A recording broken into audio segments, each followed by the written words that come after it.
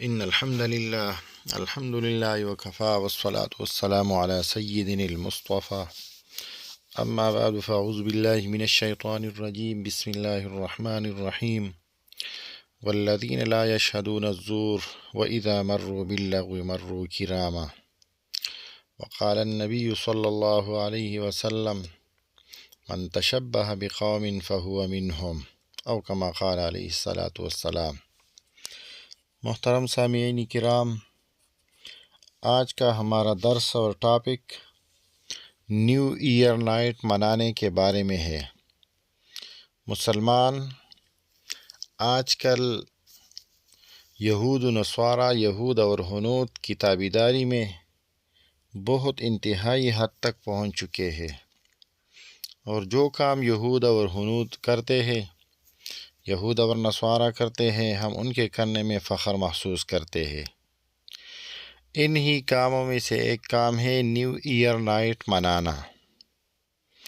یہ یہودوں کا طریقہ کار ہے، یہودوں کا شیوہ ہے، اور ہم ان کی تابعداری میں پڑے ہوئے ہیں۔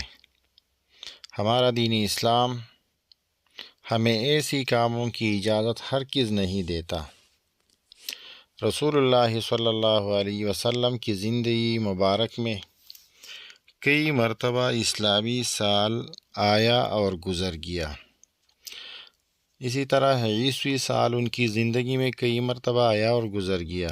صحابہ کرام، تابعین، تبع تابعین، سلف صالحین، ان کی تمام کی زندگیوں میں کئی مرتبہ اسلامی اور عیسوی سال کئی مرتبہ آ گیا اور گزر گیا، لیکن ہم قرآن اور سنت کو نہ چھوڑ کر کنگال کر دیکھتے ہیں تو ہمیں کبھی بھی یہ نہیں ملتا کہ انہوں نے کبھی اسلامی سال یا عیسوی سال کی نیو ایئر نائٹ منایا ہو، یا ان کے بارے میں کوئی حکم دیا ہو کہ آپ ایسے کام کرو اور آپ نیو ایئر نائٹ کی خوشیاں مناؤ۔ باقی یہ بھی ہے کہ ہم نیو ایئر نائٹ کی خوشیاں مناتے ہیں تو ان پر انشاءاللہ تفصیلی کلام آئے گا آگے کہ نئی سال کی مبارکباد دینا کیسا ہے۔ ان کے ذہن میں یہ آئے گا کہ ہم خوشی کس بات کے مناتے ہیں۔ بہرحال ہم جب تاریخ پر نظر ڈالتے ہیں تو یہ یہود اور ہنود کا شیوہ ہے کہ وہ ہر سال نیو ایئر نائٹ مناتے ہیں اور ان کا ایک پورا تاریخ پڑا ہے۔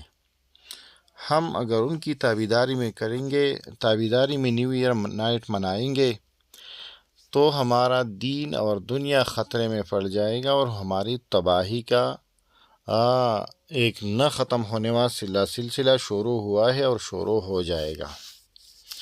شریعت میں جن تہواروں کو منانے کی اجازت دی ہے، ان کو بھی شریعت کے دائرے میں رہتے ہوئے، حدود سے تجاوز نہ کرتے ہوئے منانے کی اجازت ہے۔ پھر نیا سال منانا ایک تو کوئی شرعی تہوار نہیں ہے، بلکہ غیر مسلموں کا تہوار اور ایک رسم اور رواج ہے۔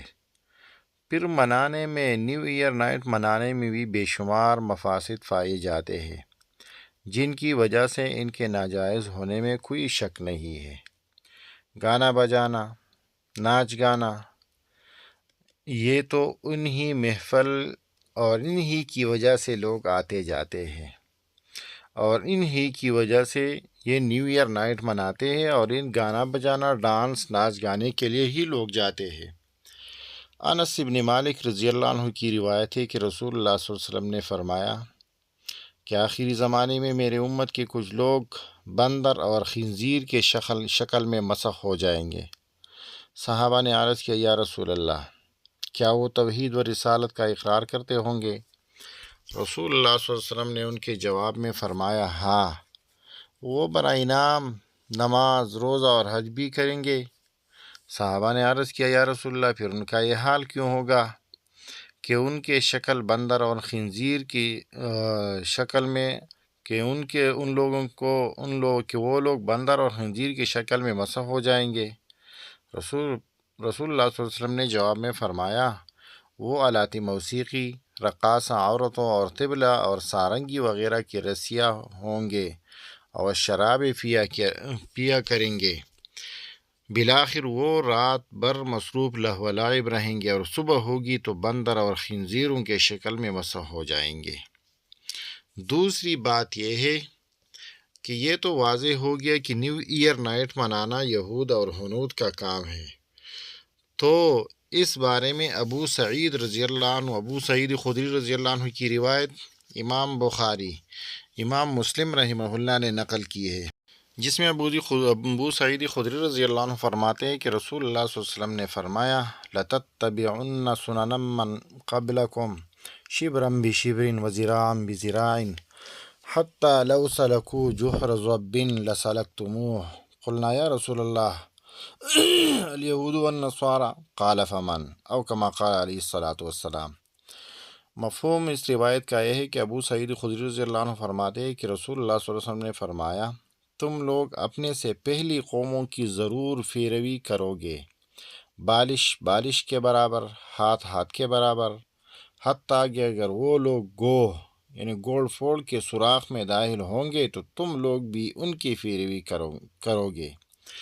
ابو سعید خدری رضی اللہ عنہ کہتے ہیں کہ یہ سننے کے بعد ہم لوگوں نے عرض کیا کہ اللہ کے رسول کہ پہلی قوموں سے مراد یہودہ اور نصارہ ہے، تو رسول اللہ صلی اللہ علیہ وسلم نے اس کے جواب میں فرمایا کہ پھر کون، کہ پھر اور کون، مطلب یہ کہ اگر وہ مراد نہیں ہے تو پھر اور کون مراد ہے۔